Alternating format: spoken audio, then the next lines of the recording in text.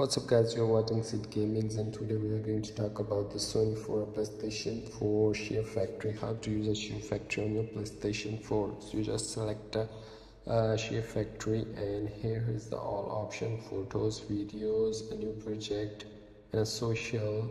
These are all settings, and you can add new project here.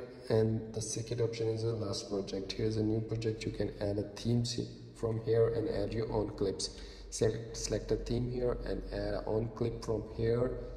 So that's how you can trim it here, split, mute a sound, and add a clips, shuffle a clips, and starting themes and ending themes in your video. You can delete the themes also, and if you want to just select a video clip, your own clip, just delete all themes and save from here and exit without save.